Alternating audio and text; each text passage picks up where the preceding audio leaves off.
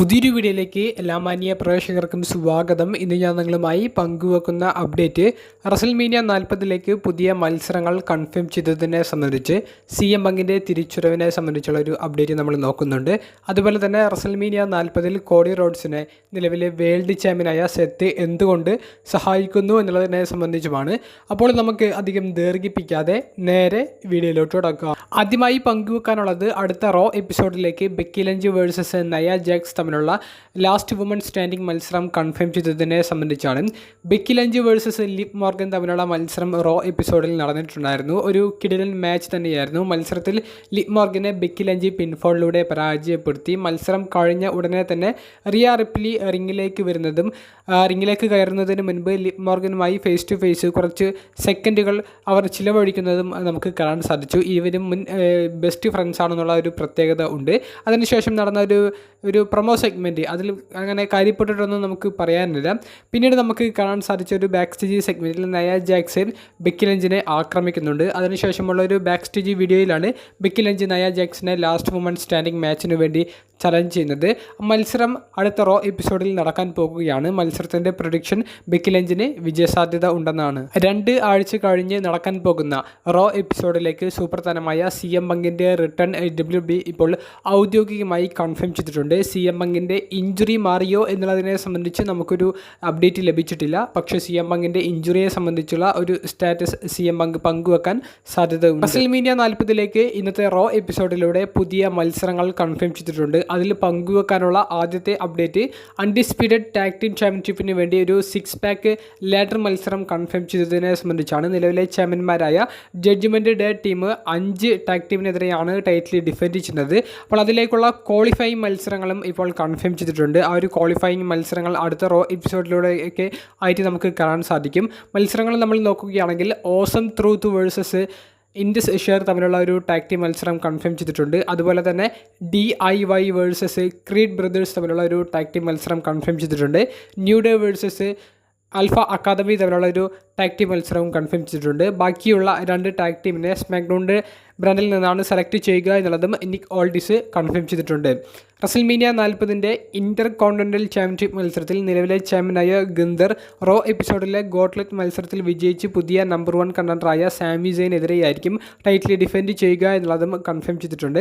അപ്പോൾ ഈ ഒരു മത്സരം കൺഫേം ചെയ്തതിനെ സംബന്ധിച്ച് 2 തരത്തിലുള്ള ഒരു ഫീഡ്ബാക്കുകളാണ് സോഷ്യൽ മീഡിയയിൽ നിന്ന് ലഭിക്കുന്നത്. ജാഡ് ഗേബിളിനെ വിജയിപ്പിക്കാമായിരുന്നു എന്നുള്ളത് പല കൂട്ടുകാരും ഇപ്പോൾ ഒരു അഭിപ്രായം പോലെ സോഷ്യൽ മീഡിയയിൽ പങ്കുവെക്കുന്നുണ്ട്.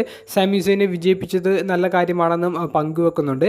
ഗോട്ട്ലെറ്റ് മാച്ചും ജാഡ് ഗേബിളിൻ്റെയും സാമി സെയിൻ്റെയും പ്രകടനമൊക്കെ അതിഗംഭീരം തന്നെയായിരുന്നു. അതുകൊണ്ട് തന്നെ ഇവരിൽ ആര് വിജയിച്ചാലും നമുക്ക് റസൽമേനിയ 40ൽ കിടിലൻ മാച്ച് ലഭിക്കുമെന്നുള്ളതിൽ ഒരു സംശയമില്ല. പക്ഷേ ജാഡ് ഗേബിളിന് അദ്ദേഹത്തിൻ്റെ ആ ഒരു സ്റ്റോറി ഫിനിഷ് ചെയ്യാനുള്ള ഒരു അവസരം കൊടുക്കണമെന്നായിരുന്നു പലരും അഭിപ്രായം രേഖപ്പെടുത്തുന്നത്.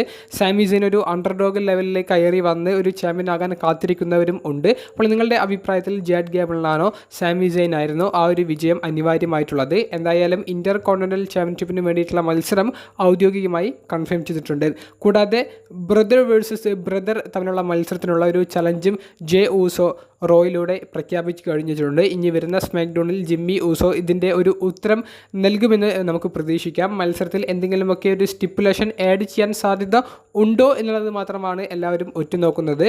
റസൽമേനിയ 40 അതിൻ്റെ ഒരു അനൗൺസ്മെൻറ്റിനോടൊക്കെ അനുബന്ധിച്ച് നമ്മൾ കാത്തിരിക്കുന്ന ഒരു മാച്ചാണ് ജെ വേഴ്സസ് ജിമ്മി എന്ന് പറയുന്നത്. ആ ഒരു മത്സരം നമ്മളെ സംബന്ധിച്ച് അത്ഭുതപ്പെടുത്തുന്ന ഒരു അപ്ഡേറ്റ് ആയിരുന്നില്ല.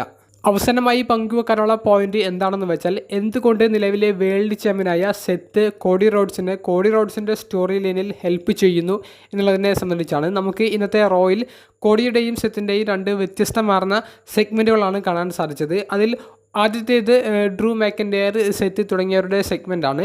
ഡ്രൂ മാക്കിൻ്റെയർ പതിവ് പോലെ വന്ന് പറയുന്നത് സെത്ത് ബ്ലഡ് ലൈൻ്റെ സ്റ്റോറി ലൈനിൽ ഇൻവോൾവ് ആകുന്നതിനെ സംബന്ധിച്ചാണ്. സെത്ത് അദ്ദേഹത്തിൻ്റെ ടൈറ്റിലിനോ അദ്ദേഹത്തിൻ്റെ ബ്രാൻഡിനോ വാല്യൂ കൊടുക്കുന്നില്ല എന്നുള്ളതും ഡ്രൂ മാക്കിൻ്റെയർ ചാമ്പ്യൻ ആകുമ്പോൾ ആ ഒരു ചാമ്പ്യൻഷിപ്പിന് റോ ബ്രാൻഡിൽ കൃത്യമായിട്ടുള്ള ഒരു വാല്യൂ ഉണ്ടായിരിക്കും എന്നുള്ളതും ഡ്രൂ പറയുന്നുണ്ട്. അപ്പോൾ അതിനുള്ള ഒരു മറുപടിയാണ് പിന്നീട് സെത്ത് വന്ന് അവിടെ കൊടുക്കുന്നത്. സെത്ത് പറയുന്നത് ബ്ലഡ് ലൈനെതിരെയുള്ള സ്റ്റോറി ഞാൻ എന്തായാലും കോടിയുടെ ഒപ്പം നിന്ന് ചെയ്യും, അതേസമയം തന്നെ ഡ്രൂവിനെയും ഞാൻ പരാജയപ്പെടുത്തും എന്നുള്ളതാണ്. കൂടാതെ ഡ്രൂ മാക്കിൻ്റെയർ ഇക്കഴിഞ്ഞ ഏറ്റവും ലാസ്റ്റ് 2 മാച്ചിൽ വിജയിച്ചത് ബ്ലഡ് ലൈനിൻ്റെ സഹായം മൂലമാണ്. അപ്പോൾ നീ ഒരു ബ്ലഡ് ലൈനിലെ ഒരു അംഗമാണോ എന്നുള്ളത് എനിക്കിപ്പോൾ ഒരു സംശയമുണ്ട് എന്നുള്ളതും പറയുന്നുണ്ട്. അപ്പോൾ അത്തരത്തിലുള്ള ഒരു സെഗ്മെൻറ്റാണ് നമുക്ക് കാണാൻ സാധിച്ചത്. അപ്പോൾ ഡ്രൂവിൻ്റെ ആവശ്യം സെത്ത് കോഡി റോഡ്സുമായിട്ടുള്ള ആ ഒരു റിലേഷൻഷിപ്പ് അവസാനിപ്പിച്ച് അവരുടെ സ്റ്റോറി ലൈനിൽ നിന്നുള്ള ഫോക്കസ് ഇല്ലാതാക്കി ഡ്രൂവിനെതിരെയുള്ള സ്റ്റോറി ലൈനിൽ കുറച്ചും കൂടി സീരിയസ് ആകാനാണ്. എന്നാൽ സെത്താണെങ്കിൽ ഏത് സ്റ്റോറി ആർക്കെതിരെ വേണമെങ്കിലും ചെയ്യാൻ തയ്യാറാണ് എന്നുള്ളൊരു മറുപടിയുമാണ് കൊടുക്കുന്നത്. പിന്നീട് നമുക്ക് കാണാൻ സാധിച്ച ഒരു സെഗ്മെൻറ്റ് കോഡി റോഡ്സിൻ്റേതാണ്. കോഡി റോഡ്സിൻ്റെ സെഗ്മെൻറ്റിൽ മൈക്കിൾ കോൾ കൃത്യമായി വാല്യൂ ഉള്ള പോയിന്റുകളാണ് പങ്കുവെക്കുന്നത്. അതിൽ ഒന്നാമത്തേത് സെത്തും കോഡിയും തമ്മിൽ നടത്തിയ ഒരു ലോങ് ടൈം സ്റ്റോറിയെ കുറിച്ചിട്ടൊന്ന് ഓർമ്മിപ്പിക്കുന്നു. അപ്പോൾ അതിന് കോഡി കൊടുക്കുന്ന ഒരു മറുപടി ആരും എപ്പോൾ വേണമെങ്കിലും ചേഞ്ച് ആകാം എന്നുള്ളതാണ്. AEWയിൽ വർക്ക് ചെയ്യുന്ന സമയത്ത് ട്രിപ്പിൾ എച്ചിൻ്റെ ആ ഒരു ഇരിപ്പിടം ഞാൻ തകർത്തത് അതൊക്കെ കഴിഞ്ഞു പോയ നിമിഷങ്ങളാണ്. അതുപോലെ സെത്തിനെതിരെയുള്ള ആ ഒരു സ്റ്റോറിയും കഴിഞ്ഞു പോയതാണ്. സെത്ത് റെസ്പെക്റ്റ് അല്ലെങ്കിൽ ബഹുമാനം അർഹിക്കുന്ന ഒരു റെസ്ലറാണ്. അപ്പോൾ അതുകൊണ്ട് സെത്ത് തന്നെ സഹായിക്കുന്നതിൽ തനിക്ക് വലിയ പ്രശ്നമില്ല എന്നുള്ളതും കോടി പറയുന്നുണ്ട്. ട്രിപ്പിൾ എച്ചിൻ്റെ ആ ഒരു ഇരിപ്പിടമൊക്കെ ഞാൻ തകർത്ത് ഇപ്പോൾ ട്രിപ്പിൾ എച്ച് ആണ് എൻ്റെ ഒരു അടുത്ത സുഹൃത്തായിട്ടുള്ളത്, അതിനേക്കാൾ വലുതാണോ സെത്തിനെതിരെയുള്ള സ്റ്റോറി എന്നൊക്കെ കോടി തിരിച്ചു ചോദിക്കുന്നുണ്ട്. അപ്പോൾ അങ്ങനെയെല്ലാം പറഞ്ഞുകൊണ്ട് സെത്തിനെ ന്യായീകരിക്കാനാണ് കോടി ശ്രമിക്കുന്നത്. കോടിക്ക് നിലവിൽ ഒരു താരത്തിൻ്റെ ഒരു സപ്പോർട്ട് അനിവാര്യമാണ്. അതിനാണ് സെത്തിനെ ഇപ്പോൾ കോടി കൂടുതലും ഇപ്പോൾ ആശ്രയിക്കുന്നത്. കൂടാതെ മൈക്കിൾ കോൾ പറയുന്ന മറ്റൊരു പോയിന്റ്, സെത്ത് എന്തുകൊണ്ട് ഈ ഒരു സ്റ്റോറി ലൈനിൽ ഇൻവോൾവ് ആകുന്നു എന്ന് ചോദിക്കുമ്പോൾ റോമൻ റെയിൻസിനെ പരാജയപ്പെടുത്തിയ ഈ ഒരു ട്രൈബൽ ചീഫ് എറയിലുള്ള ഏക റെസ്ലർ അത് സെത്താണ്. കൂടാതെ സെത്തിൻ്റെ കയ്യിലുള്ള ചാമ്പ്യൻഷിപ്പിന് റോമൻ റെയിൻസിനേക്കാൾ പ്രാധാന്യം ലഭിക്കണം. അപ്പോൾ അതിന് സെത്തിന് വലിയ വലിയ വിജയങ്ങൾ ആവശ്യമുണ്ട്. അത് ബ്ലഡ് ലൈനെതിരെ തന്നെ അദ്ദേഹത്തിന് നേടാനാകുമ്പോൾ അദ്ദേഹത്തിൻ്റെ ചാമ്പ്യൻഷിപ്പിന് കൂടുതൽ വാല്യൂ കിട്ടും. അപ്പോൾ അതുകൊണ്ടാണ് കോടിയുടെ ആ ഒരു സ്റ്റോറിയിൽ സെത്ത് ഇടപെട്ടുകൊണ്ട് കോടിയെ സഹായിക്കുന്നത്, അല്ലാതെ കോടിയോടുള്ള ഇഷ്ടം കൊണ്ടല്ല എന്നുള്ളതും മൈക്കിൾ കോൾ പറയുന്നുണ്ട്. കൂടാതെ സെത്തിനെ സംബന്ധിച്ച് പറയുന്നത് സെത്ത് ഒരു ടോപ്പ് സ്റ്റാറായി നിൽക്കാനാണ് എപ്പോഴും ആഗ്രഹിക്കുന്നത്, അതുകൊണ്ടാണ് കോടിയെ ചുറ്റിപ്പറ്റി നിൽക്കുന്നത് എന്നുള്ളതും പറയുന്നുണ്ട്. പക്ഷേ ഇതൊന്നും കോടി വിലക്കെടുക്കുന്നില്ല. പക്ഷേ മൈക്കിൾ കോൾ പറയുന്ന പോയിന്റുകളെല്ലാം വലിയ വാല്യൂ ഉള്ളതാണ്.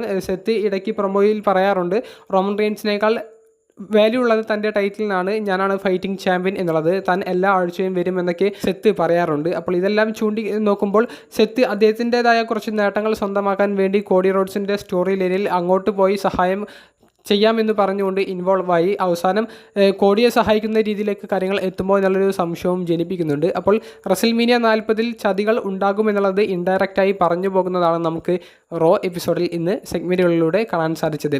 വീഡിയോ സംബന്ധിച്ചുള്ള നിങ്ങളുടെ അഭിപ്രായങ്ങൾ കമൻറ്റ് ബോക്സിൽ ഒന്ന് രേഖപ്പെടുത്തുക. അപ്പോൾ അടുത്തൊരു വീഡിയോയുമായി കാണുന്നത് വരെ ബൈ.